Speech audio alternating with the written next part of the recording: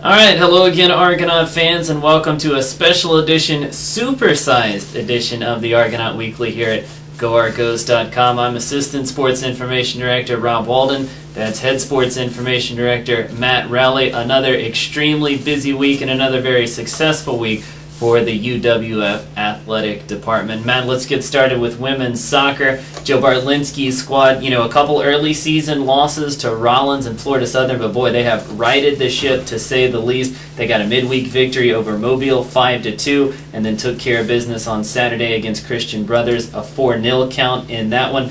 Women's soccer's firing on all cylinders. That's right. The Argonauts on a roll right now as they have put together a nice little win streak after those two losses early in the season. The Mobile game, a 5-2 victory for West Florida. UWF got off to a good start in that one, had an easy time getting on the scoreboard. Had a little bit of miscues on defense there, allowing the 2 goals, not able to keep the clean sheet.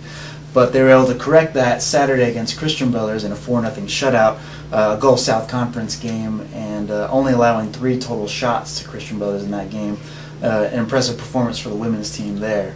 And also of note in that one, that was the 45th consecutive win for the team in Gulf South Conference regular season play. Yeah, that's pretty hard to top right there. And, when you and I talk about who the Argonauts of the week are, from the women's soccer side, we're always talking about Shakira Duncan, Jody Ann Robinson scoring machines, but it was nice this week to see a couple of other players get on the sheet. Caitlin Kudemeyer scored twice against Christian Brothers. Jordan Stone got on the sheet against Mobile in the early week game. Nice to see the ball getting spread around. It only makes the Argos more dangerous when the attack comes from multiple people. That's right, and those 2 players specifically, both Jordan Stone, Caitlin Kudemeyer out of Fort Walton Beach, they're players that have been playing more of a defensive position this year. Kudemeyer with her 2 goals, those were a couple of excellent balls. Then Jordan Stone's came on a penalty kick, but they've done a nice job defensively, but also getting into the attack as well. Men's soccer only played once this week, but they made the most of it. A 4-1 victory over Christian Brothers. Went down an early goal in that one, but rallied to score the last 4. Especially in the second half, that one was really never in doubt. Well, it was a tight one through the first half as UWF went into halftime 1-1. Gave up the early goal. Jake Pratt was able to score off of a Frank Cope assist to give the Argonauts a tied score going into halftime. And then UWF able to turn things around in the second half, hold off Christian Brothers, and come up with the 4 unanswered goals. And so Frank Cope had assists on both the equalizer on Jake Pratt's goal, and then also on a free kick, serving it into Sean Reynolds, who had the go-ahead and eventual game-winning goal. Yeah, we talked about women's soccer needing to diversify their attack, but that hasn't been an issue for the men's team. It seems like those goals can come from a lot of different guys. That's right. They've had offense coming from multiple areas.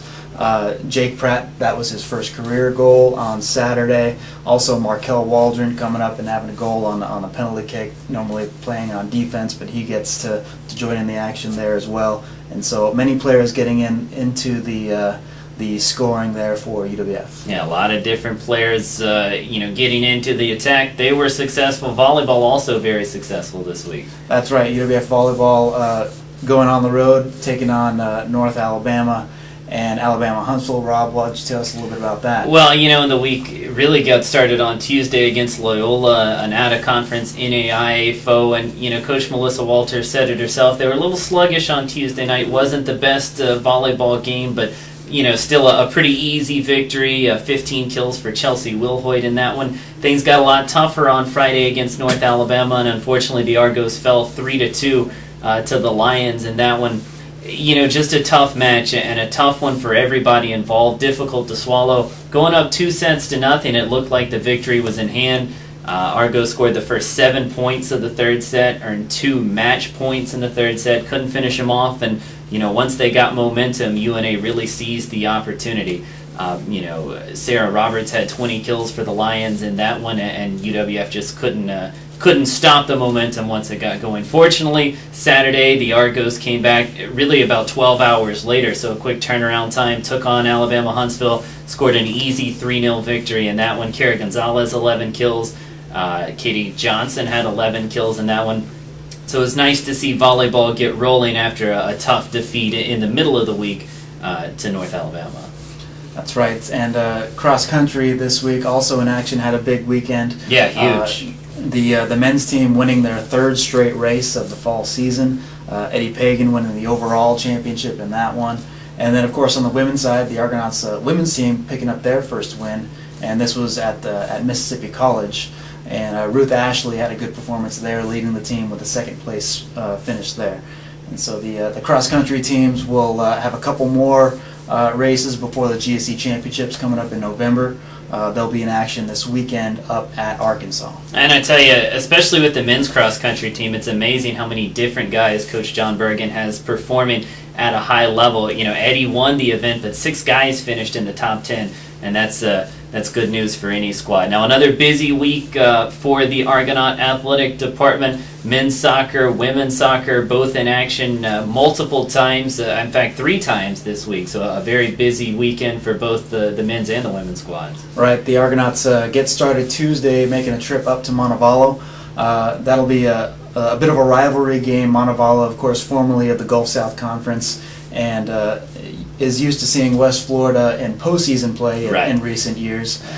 So that'll be a big test for the Argonauts, especially on the men's side. The Montevallo men's team last week ranked number 2 in the country. They took a loss last week, so probably won't be number 2 this week, but still a tough test for the Argonauts, especially on the road. And then this weekend, coming home for the homecoming games Friday, that'll be against Alabama Huntsville, another Gulf South Conference opponent.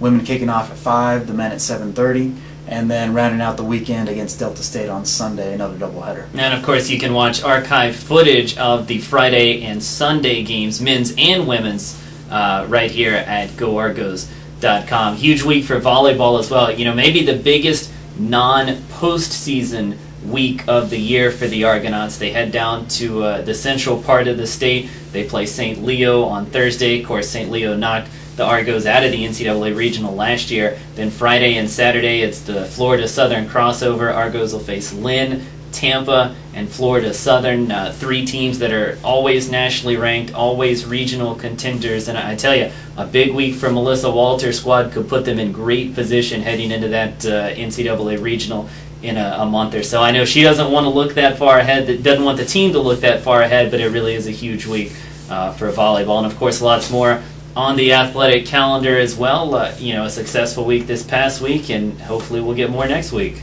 That's right. Looking forward to it, Rob. All right. For Matt Rowley, I'm Rob Walden. Of course, you can follow all the Argonaut teams right here at GoArgos.com.